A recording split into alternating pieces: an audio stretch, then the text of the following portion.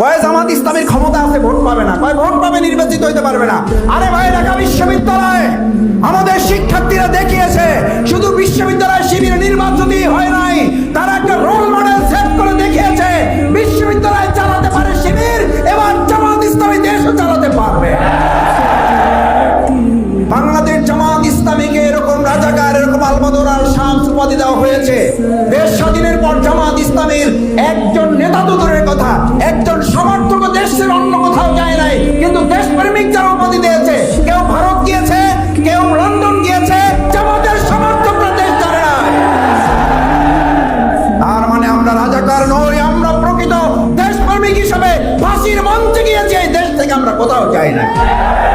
ইনশাআল্লাহ আমরা কথা দিচ্ছি, এই দেশে আমরা কোথাও পালাই নাই, আমরা পালাচ্ছি না, আমরা পালাবো না।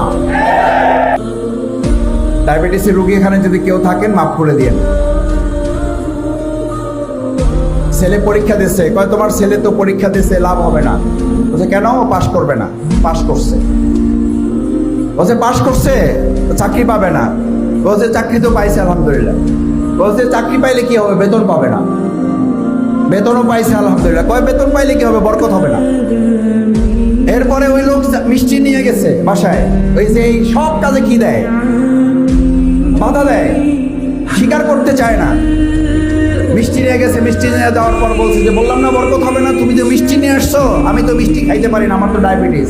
বলছে আমার ছেলের সমস্যা না, মেধার সমস্যা না, চাকরির সমস্যা না, টাকার সমস্যা না, সমস্যা হলো তোমার ডায়াবেটিসের সমস্যা। আমার এরকম কিছু ডায়াবেটিস মার্কা লোক রাজনীতিতে আমাদের বাংলাদেশে আছে। কয় জামাত ইসলামের ক্ষমতা আছে, ভোট পাবে না, কয় ভোট পাবে, নির্বাচিত হইতে পারবে না।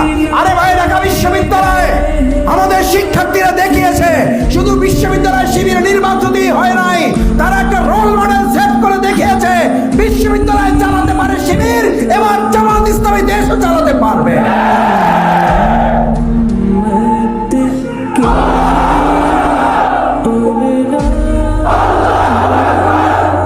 ওনারা কয়েকদিন আগে বলেছিল, ওনাদের আবার ঘন্টায় ঘন্টায় টক শোতে চেঞ্জ হয় কারো কারো।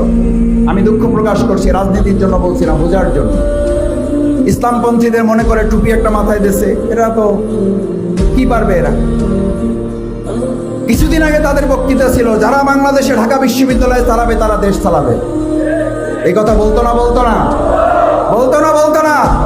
সেই ঢাকা বিশ্ববিদ্যালয়ের রেজাল্ট ভালো হয়েছে, কয় ঢাকা বিশ্ববিদ্যালয়ের রাজনীতিতে কোনো প্রভাব ফেলবে না।